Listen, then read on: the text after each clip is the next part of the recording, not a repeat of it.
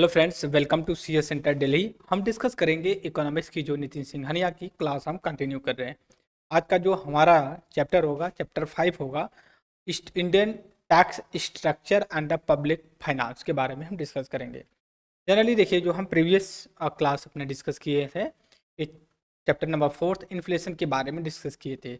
अब वहीं से इसको हम लिंक करना शुरू करेंगे। और यहाँ पे जो आज का लेक्चर है ये दो पार्ट में होगा, पार्ट 1 एंड पार्ट 2 में। क्योंकि बड़ा लेक्चर है तो इस वजह से हम छोटे छोटे पार्ट में करके डिवाइड करेंगे तो हमें आसानी होती है डिस्कस करने के लिए।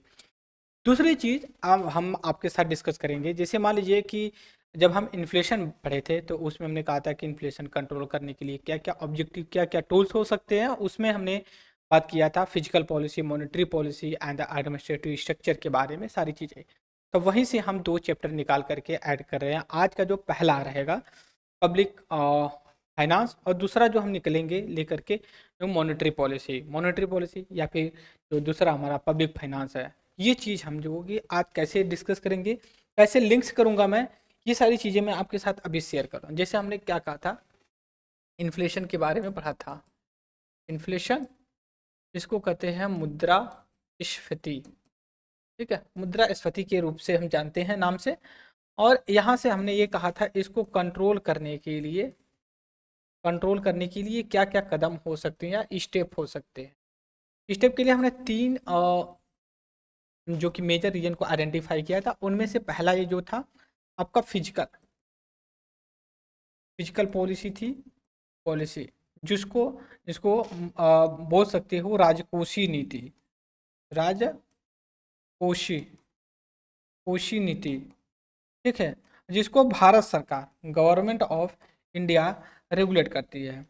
दूसरा जो इम्पोर्टेंस था आपका मॉनेटरी पॉलिसी, इधर क्लियर।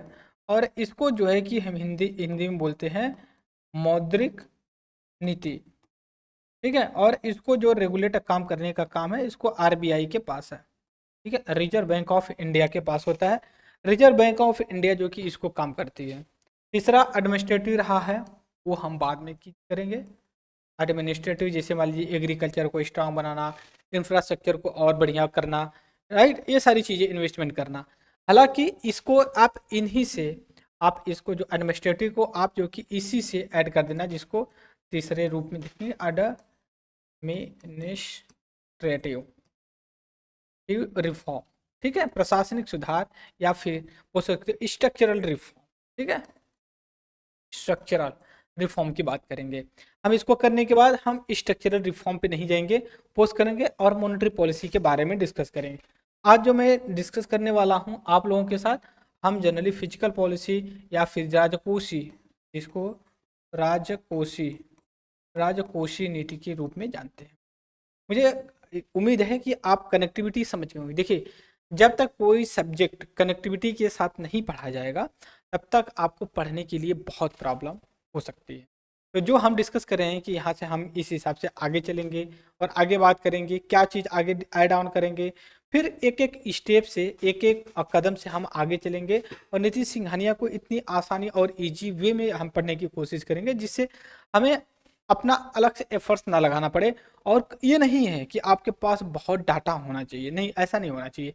आपके पास ऐसा एक टूल होना चाहिए कि ज़्यादा से ज़्यादा डायमेंशन लिंक हो, फैक्ट्स ना याद हो तब भी सही है। क्योंकि फैक्ट्स अगर आप याद करने बैठेंगे तो कॉन्सेप्ट तो दूर की बात, फैक्ट्स भी नहीं याद कर पाएंगे। तो अगर आप कॉन्सेप्ट समझ रहे हैं तो कॉन्सेप्ट के साथ 50% आर्ट फैक्ट्स अंडरस्टैंडिंग रिमाइंड करने के लिए आपके पास सफिशिएंट टाइम होता है। तो दैट्स वाई मैं ये सजेस्ट करूंगा आप कॉन्सेप्ट समझिए। जैसे मैंने इन्फ्लेशन पढ़ाया, इन्फ्लेशन से आपको जोड़ रहा हूँ कि फिजिकल पॉलिसी जो राजकोषीय नीति है, फिर राजकोषीय में पूरा मैं डिस्कस कर लूँगा। जैसे मान लीजिए टैक्स स्ट्रक्चर किस तरह का है, GST, in direct tax, indirect tax होते हैं, और जो भी उसमें कंटेंट आएंगे वो सारे हम कंटेंट डिस्कस करेंगे। अभी बात है, लेकिन मैं इसको 2 से 3 पार्ट में डिवाइड करके डिस्कस करूंगा जिससे छोटा छोटा होगा। जैसे मैं स्ट्रक्चर पढ़ा दूंगा, फिर जीएसटी के लिए अलग से लेक्चर बनाऊंगा क्योंकि उसमें बहुत ज़्यादा है, छोटा सा लेक्चर रहेगा, वो पार्ट 2 हो जाएगा, पार्ट 3 भी बन सकता है, डोंट वरी। बट हमारा ऑब्जेक्टिव यही है कि हमारा सिलेबस कवर होना चाहिए और वो हमें याद होना चाहिए। अब यहाँ पे देखेंगे तो मैंने कुछ डायग्राम्स बना रखा है, जिसको अगर आप एक बार अपने इसको पॉज करके वीडियो को, ठीक है, और पॉज करके अपने बुक्स में और जो है कि आप स्ट्रक्चर बना लीजिए, इस हिसाब का आप जो कि बना सकते हो A4 साइज के पेज पे। हालांकि आपको दिख नहीं रहा होगा बराबर, लेकिन जो यहाँ पे मैं बना रखा है मैंने, वही चीज़ यहाँ पे भी है। अब इसके बाद मैं कुछ और आगे डिस्कस करूं, सबसे पहले मैं यहाँ पे आपके साथ आता हूँ, डिस्कस करता हूँ कि जो पांचवा चैप्टर पे हम डिस्कस करने वाले हैं कि क्या क्या होगा इसमें और कैसे कैसे हम करेंगे। तो सबसे पहले देखिए कि चैप्टर नंबर 5 है नितिन सिंघानिया की, ठीक है, नितिन सिंघानिया, सिंघानिया। तो इसके लिए आपका पहली बात तो टैक्स स्ट्रक्चर पढ़ेंगे, और जो पब्लिक है गवर्नमेंट उसका फाइनेंस के बारे में पढ़ेंगे। क्या क्या पढ़ेंगे यहाँ पे आपको दिखा देता हूँ मैं एक सरसरी निगाह से। जनरली देखिए हम फिजिकल पॉलिसी ऑब्जेक्टिव पढ़ेंगे, कंपोनेंट्स क्या है, revenue receipt, revenue tax, revenue direct indirect tax, ये सारे जो होते हैं यहाँ से पढ़ेंगे। पढ़ने के लिए मैं तो चाहूँ तो एक ही लेक्चर में हम रिकॉर्ड कर सकते हैं, बट मेरा ये मानना है ना कि हम इनडायरेक्ट टैक्स पर तक ख़त्म कर देंगे, फिर इसको लेक्चर 2 में करेंगे। बट हमारा डायरेक्ट टैक्स जो है वहाँ तक करेंगे। इनडायरेक्ट टैक्स मतलब इनडायरेक्ट टैक्स प्लस जीएसटी, जो इनडायरेक्ट टैक्स भी है, इसको लेकर के हम डिस्कस करेंगे कि जीएसटी के भी ए टू जेड हमें पता होना चाहिए। तो आइए और हम आगे डिस्कस, जैसे आगे जब लेक्चर में करेंगे तो जीएसटी के बारे में पढ़ेंगे, फिर जीएसटी का जो कि डिटेल के बारे में पढ़ेंगे, फिर जीएसटी काउंसिल है क्या काम करती है, फिर जीएसटी नेटवर्क है ये कैसे काम करती है, फिर जीएसटी से जो कि बेनिफिट क्या है, और रिफॉर्म जो जीएसटी में अभी किया गया है ये क्या है, नेशनल एंटी प्रॉफिटरिंग अथॉरिटी उसके क्या है, एडवांस रूलिंग क्या होता है, फिर उसके बाद reverse charge mechanism in the GST, फिर ठीक है रेवेन्यू न्यूट्रल, फिर इनवर्ट टैक्स स्ट्रक्चर जीएसटी के बारे में बात करेंगे, फिर इसके बाद आएंगे हम टैक्स चार्ट के बारे में बात करेंगे, नॉन टैक्स रेवेन्यू, फिर उसके बाद कैपिटल रिसीप्ट, फिर कैपिटल रेवेन्यू रिसिप्ट से सारी बात करेंगे, public expenditure, different type of the deficit, कहते हैं ना बजट डेफिसिट होती है, रेवेन्यू डेफिसिट होता है, फिजिकल डेफिसिट होता है, ये सारी चीज़ों को बात कर, मोनेटाइज डेफिसिट होता है करेंगे, फिर ऑब्जेक्टिव और द जो डेफिसिट होता है इसका क्या होता है चीज़ें, फिर FRBM एक्ट है इसके बारे में डिस्कस करेंगे, और इसके बाद चलेंगे challenge ahead of toward the achieving the target of physical consolidation, Panama paper, ये सारे जो कि अब जितने अब यहाँ पे दिए गए हैं पूरे के पूरे जो है कि आप एक तरह से कैसे करंट अफेयर्स बेस्ड है। तो हम आते हैं पहला अपना लेक्चर स्टार्ट करते हैं जो पब्लिक फाइनेंस से रिलेटेड है। एक सेकेंड मैं थिकनेस अपने पेन का और बढ़ा लेता हूँ। जैसे पहला चैप्टर हमारा यही है पब्लिक फाइनेंस, ठीक है, पब्लिक फाइनेंस। तब पब्लिक फाइनेंस का मतलब ये होता है कि जो गवर्नमेंट होती है इसकी बजट जो है, बजट या जो पैसा है, आपका पर्सनल बजट क्या, पर्सनल फाइनेंस क्या, तो पब्लिक फाइनेंस का यही होता है जो एक्सपेंड करता है, जो रिसिप्ट होती है और जो एक्सपेंडिचर करता है उसी को हम जो कि पब्लिक, जो सरकार कितना पैसा कहाँ से ला रही है, कहाँ पे खर्च कर रही है, वो सारी चीज़ें हम जो कि डिस्कस किए। उसके बाद अगर हम आते हैं फिजिकल पॉलिसी, पब्लिक फाइनेंस और फिजिकल पॉलिसी एक ही है। अब ऐसा नहीं कि बस वर्ड से जो है कि हमें डर जाना चाहिए। जनरली ये होता है, ये ट्रेजरी होती है, मतलब ये भारत सरकार की एक तरह की या फिर किसी भी सरकार की एक तरह की बोल सकते हो कि एक बैंक है या फिर स्टोर है जो पैसा रखा गया, अलमारी है। और दूसरी बात फिजिकल पॉलिसी को अगर रेफर किया जाए तो ये segmented national economic policy which primary concern stemming importance parameter of the economy, जो एक पैरामीटर डिसाइड करती है हमारी इकोनॉमी के डेवलपमेंट के लिए। ये भारत सरकार के द्वारा रेगुलेट किया था फिजिकल पॉलिसी, जिसको मौद्रिक नीति के रूप में जानते हैं। इसके बाद और भी कहें कि जो ऑब्जेक्टिव क्या होता है फिजिकल पॉलिसी का, जो मतलब जो गवर्नमेंट होती है और उसका जो एक्सपेंडिचर या रिसिप्ट होता है उसका ऑब्जेक्टिव क्या था। सबसे पहले देखिए अगर होता है तो ये इकोनॉमिक ग्रोथ को जो है कि माइंड में रखा जाता है कि हम इकोनॉमिक को कैसे जो कि आगे बढ़ाते हैं। सरकार पैसे लाती है, पैसे खर्च करती है, तो जब खर्च करती है तो उसका भी एक ऑब्जेक्टिव होता है कि इससे क्या बेनिफिट होगा, हमें कितना फ़ायदा होगा, हमारी सोसाइटी के लिए कितनी बेनिफिट होगा, ये सारी चीज़ें हमें यहाँ पे मिलेगा। तो यह है कि इकोनॉमिक ग्रोथ के बारे में बात करें। दूसरा जो होता है प्राइस स्टेबिलिटी के बारे में होता है, रिड्यूस इनइक्वालिटी। जनरली दो चीज़ों को ज़्यादा फोकस किया जाता है, इकोनॉमिक ग्रोथ रेट को और रिड्यूस इनइक्वालिटी, ये दो चीज़ों को फिजिकल पॉलिसी के अंतर्गत ज़्यादा फोकस किया जाता है। बट यहाँ पे जो प्राइस स्टेबिलिटी की बात होती है इसके लिए ज़्यादा जो कि फिजिकल पॉलिसी रिस्पॉन्सिबल नहीं होती है। क्यों नहीं होती है, इसका ज़्यादा वर्क जो करता है प्राइस को इस्टेब्लिश करने के लिए, इसमें जो कि आरबीआई करती है अपने इंटरेस्ट पे। इसका ये भी मतलब नहीं कि पूरी आरबीआई करती है, गवर्नमेंट भी करती है। फॉर एग्जाम्पल के लिए इस समय जैसे ओनियन, ठीक है, ओनियन की प्राइस 100 रुपीज़ पर केजी चल रही है। तो अब सरकार की ही रिस्पॉन्सिबिलिटी फिजिकल पॉलिसी की इंफ्रास्ट्रक्चर प्रोवाइड करवाए, मार्केट में जो कि ओनियन की अवेलेबिलिटी प्रोवाइड करवाए। तो मतलब कहने का मतलब ये है कि ज़्यादा प्राइमरी जो टारगेट होता है इकोनॉमिक ग्रोथ को लेकर के होता है, और इसके बाद जो है कि इनइक्वालिटी को, और तीसरे बात जो कि प्राइस को इस्टेब्लिश करने के लिए होता है। अब इसके बाद और अगर हम बात करते हैं तो रिड्यूस, देखिए फिजिकल जो मेजर किया जाता है, physical measure the help but reduce inequality, कैसे जो है कि मेजर किया जाता है इनइक्वालिटी को, कैसे आप मेजर करेंगे, कैसे करेंगे। सपोज करिए किसी के पास ज़्यादा पैसा है, किसी के पास जीरो बैलेंस है, तो आप बताइए कि कैसे इसको कम किया जाए। पहली बात है जो ज़्यादा पैसा है उसके पास ऊपर ज़्यादा टैक्स लगा दे। दूसरी चीज़, जो गरीब लोग हैं उनको और पैसे दे दिया जाए, किसी भी माध्यम से उनको रोजगार प्रोवाइड करवा के, या फिर डायरेक्ट उनके अकाउंट में उनका अपलिफ्टमेंट हो, आगे बढ़े। और गरीब जो अमीर लोग हैं उन पे जो है कि ज़्यादा टैक्स लगाया जाए, तो उनको करें। दूसरी चीज़ ये है कि और भी चीज़ें कर सकते हो, जैसे लग्जरीज जो गुड्स है, जैसे मान लो रईस है, उनको ये नहीं है कि पहले किसी गुड्स का प्राइस देखें, उनको ये है कि जो कोई चीज़ अगर उनको पसंद आ गई तो उनके लिए भाव और जो उसकी दाम है कोई मैटर नहीं करता। क्यों नहीं करता? क्योंकि उनके पास अथाह पैसा है। लेकिन गरीब के लिए सबसे पहले दाम देखना होता है, उसके बाद प्रोडक्ट को चूज करना पड़ता है। जैसे हम रेस्टोरेंट्स में स्टूडेंट्स जाते हैं, हम lower middle class, typical lower middle class से आते हैं, मिडिल क्लास से, तो उसमें क्या होता है, रेस्टोरेंट में जाते हो सबसे पहले हम डिश को नहीं देखते, हम देखते कौन सबसे ज़्यादा सस्ता है। जिससे ठीक है, चिल्ली पनीर आपका 90 रुपये में मिल रही है, कढ़ाई पनीर 110 रुपये में मिल रही है, तो हम कहेंगे सर चिल्ली पनीर खा लेते हैं क्योंकि ये 90 रुपये में है, और 30 रुपये की रोटी मिल जाएगी, हम खा लेंगे 120 रुपये में। अगर लेकिन कढ़ाई पनीर खाएंगे तो 120 रुपये की कढ़ाई पनीर, 30 रुपये जो है कि हमारा रोटी का लगेगा, 150 हो जाएगा। ऐसे हम 120 रुपये में ही खा लेंगे, 30 रुपये बचा लेंगे। तो कहने का मतलब ये है कि यहाँ पे आपको इनइक्वालिटी को जो कि जज करना है, कैसे करें। फिर उसके बाद पब्लिक एक्सपेंडिचर को भी जो कि गरीब सेक्शन को लोग, जैसे मैंने कहा कि उनको ज़्यादा पैसा दे करके किया जा सकता है।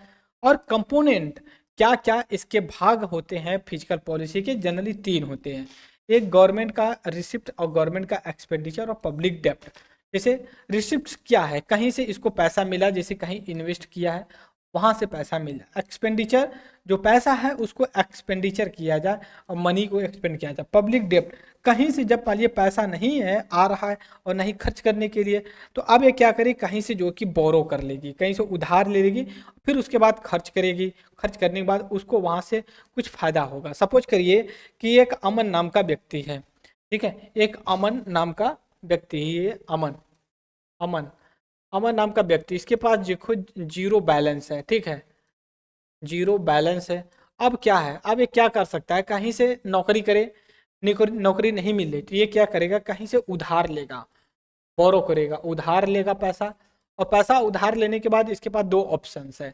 2 ऑप्शन ये है कि एक अपना भूख, जो कि आपका खाना खा जाए, ठीक है, खाना खा ले। दूसरा ये है कि 500 रुपये कहीं से उधार लिया, ठीक है, और 10 बोल सकते हो कि 5 किलो प्याज ले ले, ठीक है, 5 kg प्याज लेकर के उसको आप बोल सकते हो कि 100 रुपये kg मिल रही है। तो अब तो ये है कि अब इसको क्या करें कि इसको 120 रुपये किलो के हिसाब से बेचे, तो इसको 5 किलो अगर बेचेगा तो 100 रुपये प्रॉफिट होगा। अब क्या होगा, इसका 500 रुपया जो है कि आपका 100 रुपये ऐड हो गया, तो ये 600 रुपये हो गया। तो जनरली है कि 600 रुपये, एक तो है कि 500 रुपये खाना खा करके ख़त्म कर दे, दूसरा ये है कि नहीं 500 रुपया प्याज ले ले, फिर उसको ज़्यादा भाव में बेच के 100 रुपया प्रॉफिट कमा ले। तो 100 रुपया प्रॉफिट कमा लिया, अब क्या करे, 600 रुपये का फिर कोई चीज़ लेकर के उसको खरीदे 700 800 रुपये में बना करके बेच दे। तो 800 रुपये बेचा, तो अब इसके पास 300 अपना खुद का हो गया, 500 उधार हो गया। 500 उधार दे करके 300 रुपये अपना जब सेविंग कर लेगा तो 300 के हिसाब से आगे कर सकता है, ठीक है, नहीं तो खाना खा। तो कहने का मतलब यही है कि गवर्नमेंट जब कहीं से उधार लेती है तो वो एक्सपेंडिचर करती है, ठीक है, एक्सपेंडिचर खर्च करती है। खर्च वहाँ पे करती है जहाँ से उसको प्रॉफिट हो। प्रॉफिट होने का मतलब ये है कि ये जनरली इंफ्रास्ट्रक्चर पे खर्च करती है। तो जो खर्च होता है, जहाँ पे जिस पॉइंट ऑफ व्यू से खर्च किया जाता है, उसी के आधार पे खर्च को क्लासिफाई भी किया जाता है। जैसे अगर मैं यहाँ पे आपसे डिस्कस करूँ, जो गवर्नमेंट का पब्लिक एक्सपेंडिचर जो बजट का है, ये कैसे काम करता है, 2 तरह की, एक तो रिसिप्ट होती है और एक एक्सपेंडिचर होता है। रिसिप्ट जो प्राप्ति होती है, यहाँ पे देख सकते हैं प्राप्ति, प्राप्ति इसको जो कि हिंदी में बोलते हैं। Is that clear? प्राप्ति है, एक सेकंड थोड़ा सा फिर मैं कलर चेंज कर लेता हूँ ना, ठीक है, मैं ओके ओके ब्लैक कलर से ही लिखूंगा। प्राप्ति होती है, प्राप्ति दो जगह से, कहीं से रेवेन्यू उसको मिला, जैसे हमारा इनकम टैक्स होता है, फिर जीएसटी होती है, कस्टम ड्यूटी होती है, एक्साइज ड्यूटी, जो भी चीज़ें आप मान सकते हो। दूसरी चीज़ होती है कैपिटल रिसिप्ट होता है। कैपिटल रिसिप्ट का मतलब होता है कहीं से उधार ले ले, ठीक है, बोरो कर ले, ठीक है। तो कहने का मतलब है कहीं से उधार लेगा, कहीं से करेगा। अब इसके बाद एक्सपेंडिचर में आता है, जो यहाँ से प्राप्ति हुई, रिसिप्ट हुआ है, अब इसको तो खर्च करना पड़ेगा ना, ठीक है, खर्च करना होता है। तो खर्च करने के लिए इसके पास क्या है, दो तरह से, एक तो रेवेन्यू एक्सपेंडिचर करेगा या कैपिटल एक्सपेंडिचर करेगा। तो रेवेन्यू एक्सपेंडिचर देखिए जो करते हैं, तो इसमें क्या है कि इसको समझाते हैं रेवेन्यू एक्सपेंडिचर। जैसे मान लीजिए कि आपने पैसे लिया, मैं यहाँ पे फिर से समझा रहा हूँ आपको। मान लीजिए अमन नाम ले, अमन नाम का व्यक्ति था, इसने 500 रुपये उधार लिया, ठीक है। अब ऐसा नहीं है ना 500 कहीं से लेगा, इसको तो इंटरेस्ट रेट भी देना पड़ेगा ना। तो मान लीजिए 10% के हिसाब से है, 10% के हिसाब से है, और एक महीने में 500 रुपये से इसने 100 रुपये कमाए, ठीक है, 100 रुपये कमाए, टोटल इसके पास 600 रुपये हैं। और 600 में इसका 500 रुपये इसको रिटर्न करना है, जहाँ से लौटाना है जहाँ से इसने लिया है। बट 500 रुपये का 10% के हिसाब से इसको इंटरेस्ट रेट भी लौटाना है। तो 10% का इंटरेस्ट रेट आपका कितना हो गया, 10% अगर 500 का, तो आप बोल सकते हो 50 रुपये, जो कि इंटरेस्ट। तो टोटल इसको रिटर्न, टोटल जो रिटर्न करने की बात होती है, तो वो 500 रुपये प्रिंसिपल अमाउंट होगा और 50 रुपये इंटरेस्ट रेट होगा। टोटल 550 रुपये इसको लौटाना होगा। तो इसके पास 600 रुपये टोटल थे, तो उसके पास 50 रुपये बचे। तो वैसे ही गवर्नमेंट जो यहाँ पे हम देख रहे हैं अभी, यहाँ गवर्नमेंट यही जो कि एक्सपेंडिचर, जो रेवेन्यू प्रॉफिट कमाया, उसी में से रेवेन्यू जो जहाँ से उधार लिया था उसको किया। दूसरी चीज़ ये है कि कैपिटल एक्सपेंडिचर, कैपिटल एक्सपेंडिचर का कॉन्टेक्स्ट यहाँ से ये है कि इसने मान लीजिए 50 रुपये सेव कर लिया, 50 रुपये सेविंग किया, और ये 50 रुपये का ये चाहे तो खाना खा के सो जाए, फिर उधार ले फिर करे, या फिर इसका सेविंग करते करते, ठीक है, और एक समय आए एक साल में ये जो है कि 500 रुपये, 50 रुपये का बना ले। अब इसके पास खुद अपना, ठीक है, इसके पास अब खुद अपना जो है कि 500 रुपये एक साल के बाद हो जाता है। अब इसको जो कि एक्सपेंड कर दे, एक्सपेंडिचर करे, खर्च कर दे जिसको बोलते हैं। जब ये खर्च करेगा, तो अब कहाँ खर्च करेगा, और इसके दिमाग में अगर बुद्धिमान है तो वहीं पे खर्च करेगा। ऐसा नहीं कि घर बनवा करके घर में ठंडी हवा एसी ले, नहीं, वहां पे खर्च करेगा जहां से इसको रिटर्न मिले, रिटर्न मिले। जैसे मान लीजिए हो सकता है कि सब्जी की दुकान खोल दे, चाय की दुकान खोल दे, मिठाई की दुकान खोल दे, कुछ भी कर सकता है, जिसे 500 रुपये एक्सपेंडिचर करके, ठीक है, उसको डेली जो है कि 50 रुपये मिलता रहे, ठीक है, 50 रुपये डेली मिलता रहा। और एक अगर 50 रुपये डेली मिलता है, तो एक समय आएगा कि ये 500 अपने रुपये का 50,000 रुपये बना सकता है। तो यही जो सरकार करती है, क्या करती है, एक्सपेंडिचर करती है। और एक्सपेंडिचर दो तरह के होते हैं, एक रेवेन्यू एक्सपेंडिचर जहां से उधार लिया था पैसा उसको खर्च करता है, और दूसरा चीज ये है कि जो आपका कैपिटल एक्सपेंडिचर। जनरली ये भी नहीं कि रेवेन्यू एक्सपेंडिचर ब्याज ही देना पड़ता है, और भी ऐसी काम है, जैसे मान लीजिए घर में बीमार हो गया कोई, घर की सुरक्षा भी तो करवानी है ना, विंडो लगवाना है, विंडो खुली हुई, दरवाजा नहीं है, तो ऐसा भी, जैसे इंडिया के कॉन्टेक्स्ट में आर्मी को खर्च करना, पुलिस के लिए करना, और हमारे घर में बुजुर्ग लोग भी होते हैं, उनके हेल्थ पे लिए भी खर्च करना होता है। तो वैसे सरकार उनके पे भी खर्च करती है। और भाई बड़ा भाई कमा रहा, छोटा भाई घर पे पढ़ाई कर रहा या फिर नहीं काम कर रहा, 10-5 रुपया उसको भी देना। तो वैसे ही सरकार का भी सिस्टम काम करता है। तो अब हम आगे आते हैं, फिर यहाँ पे एक्सपेंडिचर की बात कर गई। अब आते हैं जब रेवेन्यू एक्सपेंडिचर 2-3 तरह से होते हैं। रेवेन्यू रिसीट्स की बात कर रहा हूँ। एक तो होता है टैक्स रेवेन्यू, जैसे डायरेक्ट इनडायरेक्ट, और दूसरा होता है नॉन टैक्स रेवेन्यू। जैसे मान लीजिए कहीं पे आप पैसे लगाए हैं या किसी को दिए, वहां से आपको इंटरेस्ट मिल रहा है, या फिर कोई आप संपत्ति, या फिर ऐसा बोल सकते हो किसी का पैसा, या कोई आपके यहाँ सोना चांदी गिरवी रखा है, फिर आपको उसको रिटर्न करना हो, पैसा मिलेगा। फिर अदर टैक्स रेवेन्यू होता है, जिसे सोशल सर्विस होती है वहां से मिल जाए। फिर उसका कैपिटल रिसिप्ट की बात करते हैं, दो तरह की होती है। एक होती है कैपिटल डेप्ट कैपिटल रिसिप्ट होता है, दूसरा जो कि नॉन डेप्ट कैपिटल।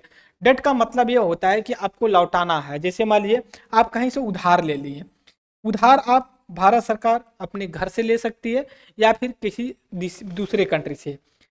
बड़े भाई, छोटा भाई है, उसको उधार लेना होता है, तो एक तो भाई बड़े भाई से मांग ले, बहन से, या फिर अपने दोस्त से मांग ले। ठीक है। अब इसके बाद तीसरा आता है अदर लाइबिलिटी की बात करें। अदर लाइबिलिटी में आता है जैसे स्मॉल सेविंग होती है, स्कीम योजनाएं चलती, जन धन योजना या फिर जननी सुरक्षा योजना, ये चीज़ें हो जाती हैं। और लास्ट में अगर हम बात करते हैं नॉन डेप्ट कैपिटल रिसिप्ट की जो बात करते हैं, ऐसा मतलब कि वहाँ से कोई रिटर्न ना करना पड़े। तो ये हमारा ब्लू चार्ट था, मुझे लगता है कि आप उसको अंडरस्टैंडिंग किए होंगे। अब हम आगे आते हैं। देखिए जो गवर्नमेंट ये खर्च करती है, या फिर जो यहाँ पे ये पूरा डायग्राम में बताया, ये देखिए भारत सरकार का जो हमारा संविधान है, संविधान उसमें मेंशन किया गया आर्टिकल 266(1) एंड 260, यहाँ पे आप देखेंगे, अभी देखें 266 टू एंड 267, एक यहाँ पे आर्टिकल मिला 267।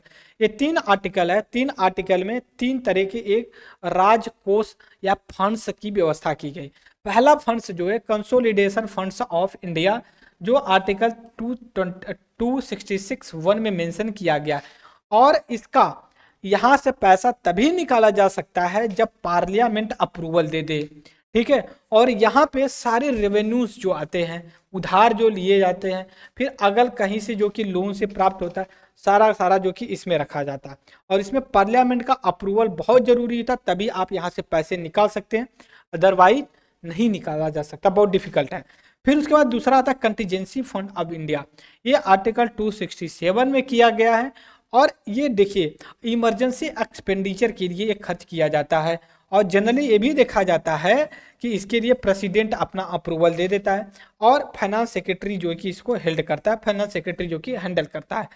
लेकिन लास्ट में जो आता है public account of India, public account funds of India, ये आर्टिकल 266(2) में किया जाता है, और इसको देखिए पार्लियामेंट की रिक्वायर अप्रूवल नहीं जरूरत पड़ती, बट इतना जरूर है जब पार्लियामेंट आए काम करने तो पार्लियामेंट इसको अप्रूव करती है। अभी तक जो सवाल पूछा गया कंटीजेंसी फंड्स ऑफ इंडिया के बारे में से लेकर के पूछा गया, कंटीजेंसी फंड्स ऑफ इंडिया में पैसा निकालने के लिए क्या प्रोविजन है, कौन इसको निकालता है, प्रेसिडेंट निकलवाता on behalf the finance secretary के रूप में।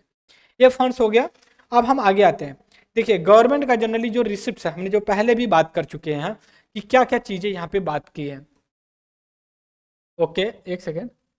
ओके जो गवर्नमेंट का रिसिप्ट है, अब हम आगे देखेंगे रिसिप्ट के बारे में क्या कहते हैं। हमने बात किया था ना यहाँ पे गवर्नमेंट का जो रिसिप्ट है, यहाँ पे क्या है, रेवेन्यू रिसिप्ट, कैपिटल रिसिप्ट, वही बात यहाँ पे भी मेंशन की जा रही है। रेवेन्यू रिसिप्ट से कैपिटल रिसिप्ट, रेवेन्यू रिसिप्ट की बात करते हैं तो इसमें रेगुलर नेचर की बात करते हैं, और इसमें एक बार कैपिटल रिसिप्ट से प्रोवाइड होता है। जैसे मान लीजिए अगर हम रेवेन्यू रिसिप्ट की बात करते हैं तो टैक्स रेवेन्यू, टैक्स आपका डायरेक्ट इनडायरेक्ट दोनों हो सकता है, डायरेक्ट इनडायरेक्ट दोनों हो सकता है। और डायरेक्ट टैक्स में आपका इनकम टैक्स होता है, और इनडायरेक्ट में आप जैसे जीएसटी बहुत फेमस। नॉन टैक्स रेवेन्यू जो होता है रेवेन्यू रिसिप्ट में, ये कैसे कहीं फी है, लाइसेंस है, परमिट, उन सारी चीज़ों से जो मिलता है। इसका जो कैपिटल रिसिप्ट होता है ये रिकवरी लोन होता है, डिस इन्वेस्टमेंट किया जाता है, बोरोविंग अदर लाइबिलिटी से जो कि इसको मिलता है। तो ये चीज़ होगी। अब हम यहाँ पे अगर बात करें रेवेन्यू जो कि टैक्स स्ट्रक्चर की बात करते हैं हम, रेवेन्यू रिसिप्ट में टैक्स रेवेन्यू और नॉन टैक्स रेवेन्यू की बात करें तो दो तरह की जो है रेवेन्यू रिसिप्ट दो तरह की होती है, हमने पहले भी बात किया। टैक्स रेवेन्यू की बात करेंगे, देखिए जो टैक्स लगाया जाता है जनरली तो दो तरह का होता है, एक होता है आपका डायरेक्ट और दूसरा होता है इनडायरेक्ट। लेकिन जो टैक्स होता है दो नेचर का होता है, एक होता है प्रोग्रेसिव होता है, एक रिग्रेसिव होता है। प्रोग्रेसिव और रिग्रेसिव का मतलब ये होता है, सपोज करिए रिग्रेसिव, मान लीजिए आपको 10,000 पे आप जो कि 10% लगा रहे हो, ठीक है, 20,000 पे 20%, 30,000 पे 30%, 100,000 पे आपका 100%, तो कौन नौकरी करेगा, 50,000 रुपया बंद कर देगा। लेकिन प्रोग्रेसिव का मतलब ये होता है, जैसे मान लीजिए आप 10,000 पे आप 10% लगा रहे हो, 50,000 पे आप 5% लगा रहे हो, फिर भी टोटल अमाउंट आपको 50,000 पे 5% पे भी 10,000 पे 10% के हिसाब से ज़्यादा अमाउंट से मिला। तो प्रोग्रेसिव रिग्रेसिव का मतलब वही हुआ कि मतलब जैसे प्रोग्रेसिव रिग्रेसिव पैसे भी बढ़ रहे हैं, इनकम भी बढ़ रही है, टैक्स जो कि स्लैब है जो वो भी बढ़ रहा है, तो एक समय के बाद नौकरी नहीं करे भैया, जो कमा रहे हैं सरकार ही ले जाए, तो इससे अच्छा कि छोड़ो जॉब, आप घर पे बैठो। लेकिन जो रिग्रेसिव की बात करते हैं यहाँ पे प्रोग्रेसिव, यहाँ पे प्रोग्रेसिव का मतलब कि टैक्स घट रहा है जब इनकम बढ़ रही है। अनिल अंबानी का ऐसा नहीं कि उनके पे 50-100% टैक्स लगता, प्राइमरी के टीचर पे भी 5 से 10% लगता है। ठीक है, तो एक तरह के मैनेजेबल टैक्स का जो होता है उसको जिसको हम बात करते हैं। अब इसके बाद अगर हम आते हैं डायरेक्ट और इनडायरेक्ट टैक्स के बीच में जो डिफरेंसेस है उसकी बात करते हैं। मीनिंग क्या होता है, जिसमें लगाया जाता है उसी से कलेक्ट भी किया जाता है, लेकिन इनडायरेक्ट रेवेन्यू में लगाया ए पे जाता है, ठीक है, बट इसको कलेक्ट किया जाता है बी से। जैसे आप पार्ले जी लेने जाते हैं, ठीक है, टैक्स पार्ले जी पे सरकार ने लगाया, बट पे कौन कर रहा है, आप कर रहे हैं जब आप खरीदने जा रहे हैं, ठीक है। दूसरी चीज है इनको से इम्पैक्ट कहाँ करता है, और देखिए जब डायरेक्ट टैक्स होता है सेम पर्सन पे जिस पे लगता है वही देता है तो उसी पे करता है, लेकिन जब इस पे इनडायरेक्ट की बात करते हैं तो डिफरेंट पर्सन पे काम करती है। एग्जाम्पल की अगर मैं बात करूँ, टैक्स डायरेक्ट टैक्स क्या है, income tax, corporate tax, property tax, ये आपका डायरेक्ट टैक्स है। इनडायरेक्ट में आप जनरली जीएसटी को मानिए, जीएसटी जो है कि आपका है। और इन्फ्लुएंस क्या करती है, जैसे डायरेक्ट टैक्स ये क्या करती है, इन्फ्लेशन को कंट्रोल करने में हेल्प करती है, इनडायरेक्ट भी में भी प्रमोट करता है इन्फ्लेशन को। अब डायरेक्ट टैक्स के बारे में हमने बात कर लिया कि ये क्या है, कैसे काम करता है।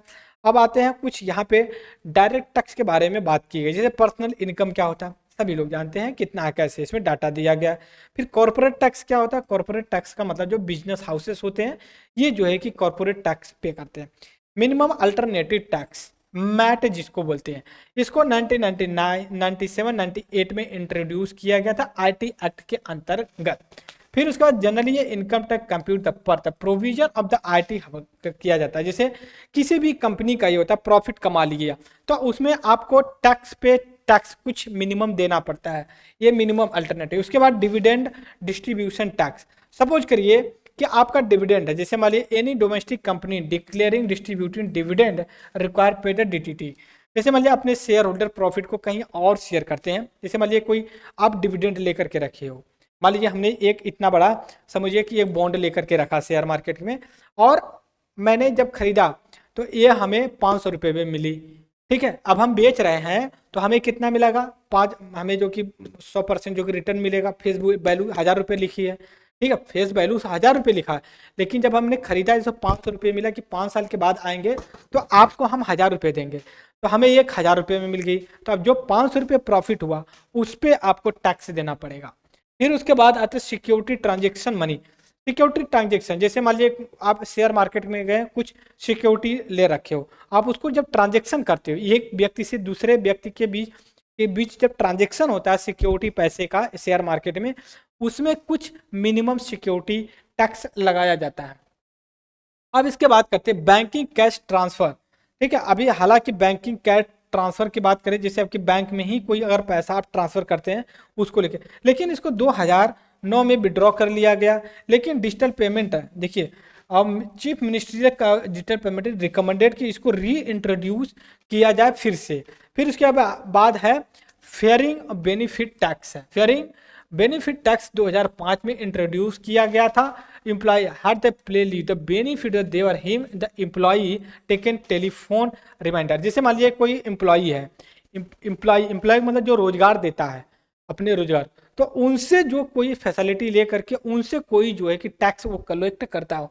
वेल्थ टैक्स का मतलब ये होता है जैसे आपकी कोई प्रॉपर्टी है आप बेच रहे हो, ठीक है, जैसे मान लीजिए कि मैंने एक मान लीजिए 2000 स्क्वायर फीट, ठीक है, एक लैंड ले लिया और मैंने 5 लाख में लिया था और मैं इसको अब 25 लाख में जो कि बेच रहा हूँ, तो मेरा तो 20 लाख प्रॉफिट हो रहा है ना, तो इस पे कौन टैक्स देगा, ये भी तो आप प्रॉफिट कमा रहे हो, ये भी तो कहीं ना कहीं से एक सोर्स ऑफ इनकम जनरेट कर रहे हो।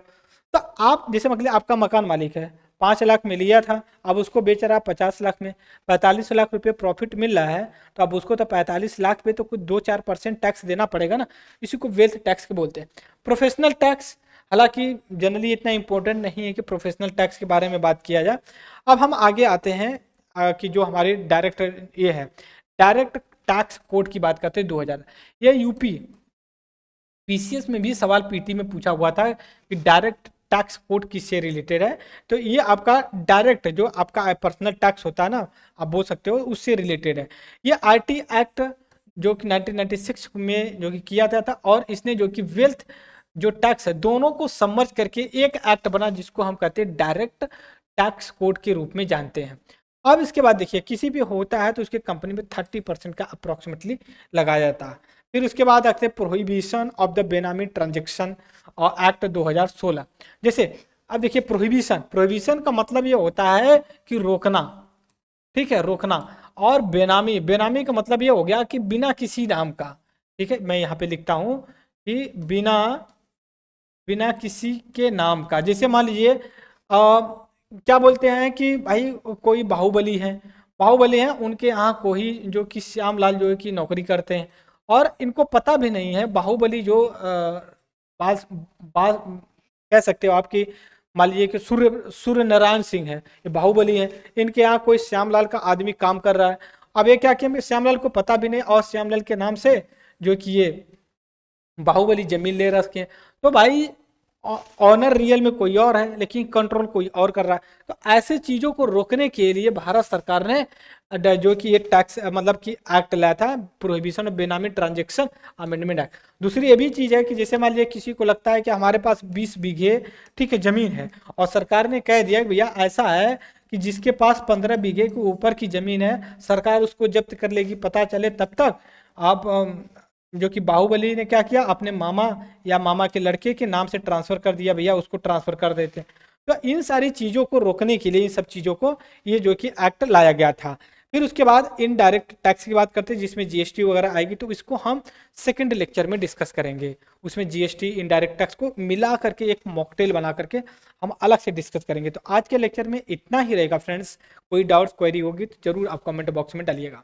तब तक के लिए thank you very much discussion. जय हिंद, जय भारत।